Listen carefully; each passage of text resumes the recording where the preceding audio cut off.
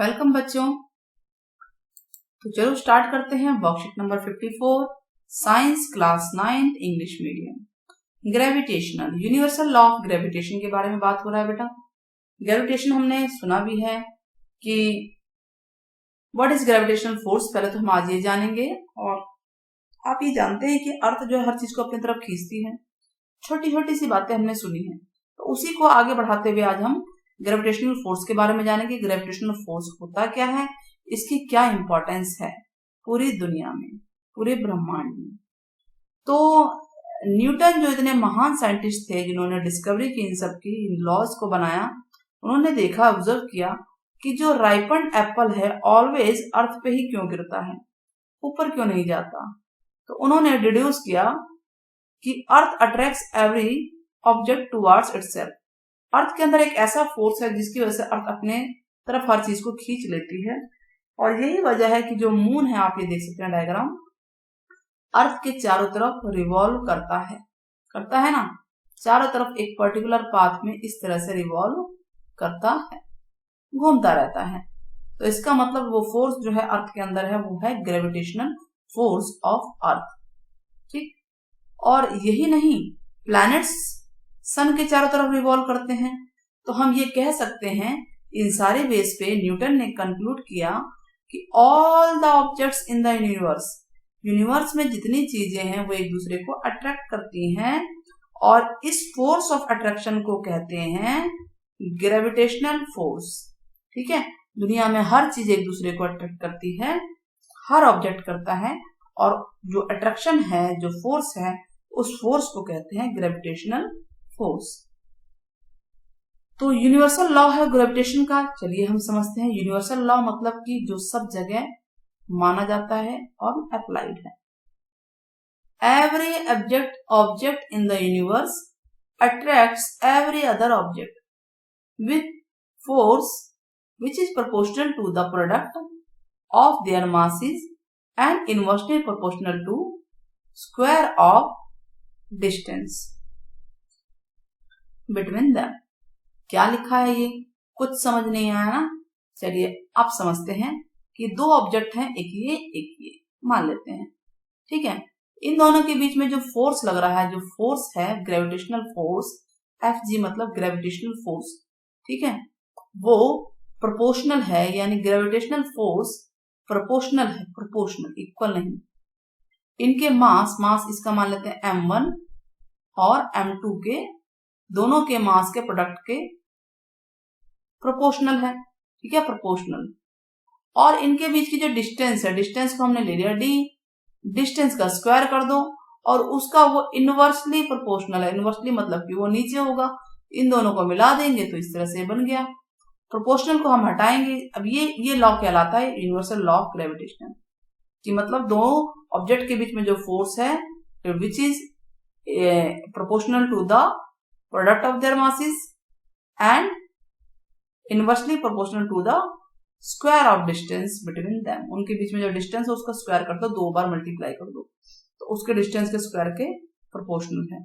ठीक है, अब इसको हम प्रोपोर्शनल को हटाएंगे, यहाँ इक्वल लगाएंगे तो कोई ना कोई कांस्टेंट थी, तो वो कांस्टेंट आएगा जी क्या है, इनके मास को हमने पढ़ लिया, m1 m2 या m स्मॉल m दे सकते हैं, डिस्टेंस को डी दे देंगे, और force is proportional to m और स्मॉल m, या m1 इंटू m2। ठीक है, और इनवर्सली प्रोपोर्शनल है डिस्टेंस के स्क्वायर के, इनको हमने मिला दिया। g एक कांस्टेंट है। g क्या होता है, g है यूनिवर्सल ग्रेविटेशनल कांस्टेंट, जिसकी वैल्यू है 6.673 इंटू 10 की power -11 newton metre square upon kilogram square. तो G is a constant, universal gravitational constant. अच्छा, यूनिवर्सल लॉ ऑफ ग्रेविटेशन जो हमने अभी पढ़ा, इसकी इंपॉर्टेंस क्या है। इसमें एक बात समझ में आ रही है कि दो चीजें एक दूसरे को अट्रैक्ट करती हैं किसी न किसी फोर्स से, तो उसका इंपॉर्टेंस क्या है पूरी दुनिया में। इंपॉर्टेंस यह है कि हम सब जो है अर्थ से बंधे हुए हैं, वरना तो पता नहीं कहाँ होते, उड़ रहे होते, कहीं टकरा रहे होते आपस में, है ना। तो हम सबको अर्थ ने बांध रखा है एक फोर्स से। मून अर्थ के चारों तरफ मोशन करता है, राउंड लगाता है, इसी वजह से। मोशन ऑफ प्लैनेट्स सन के चारों तरफ राउंड लगाते हैं। टाइड्स जो आती हैं, टाइड्स जानते हैं ना, ओशियन जो सी है उसका वाटर लेवल ऊपर जाना नीचे आना उसको टाइड्स कहते हैं। सी लेवल जब बढ़ जाता है या घट जाता है ये इसी वजह से है क्योंकि मून और सन और अर्थ इनके अपने अपने ग्रेविटेशनल फोर्स एक दूसरे को अट्रैक्ट करते हैं, और अट्रैक्ट कर रहे हैं तो पानी को भी तो अट्रैक्ट करेंगे। कभी ज्यादा करेंगे तो पानी का लेवल ऊपर आ जाएगा। मून अगर अपनी तरफ अट्रैक्ट करेगा तो पानी ऊपर की तरफ जाएगा ना, मून के फोर्स की तरफ, है कि नहीं, और फिर वो दूर चला जाएगा तो पानी नीचे आ जाएगा। तो यही टाइड कहलाता है, पानी का ऊपर या नीचे होना। वाटर जो है रिवर में फ्लो करता है इसी फोर्स की वजह से।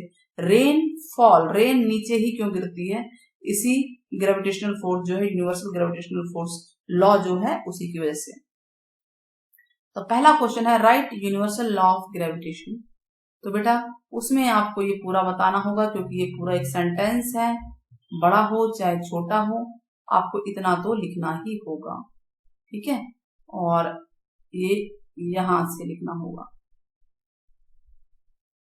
अब देखिए ये पूरी लाइन जो है 1 येलो कर रही हूं ना, 2 3 और ये यूनिवर्सल ग्रेविटेशनल फोर्स है, यहां तक करना होगा आपको। क्वेश्चन नंबर 1 का ये आंसर है। Question number 2, what is the importance of universal law of gravitation. क्या इंपॉर्टेंस है, तो इंपॉर्टेंस तो बहुत सारी है।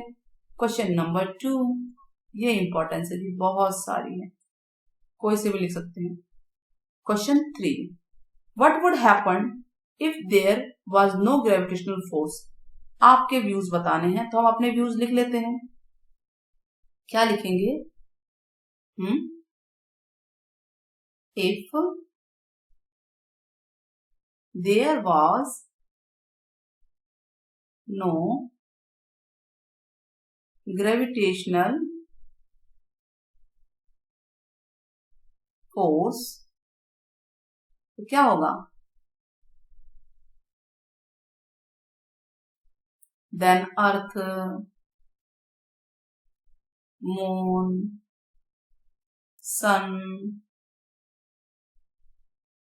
And rest of the planet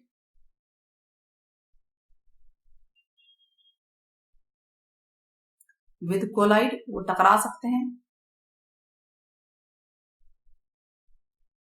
and बताइए बहुत कुछ चीजें हैं, वी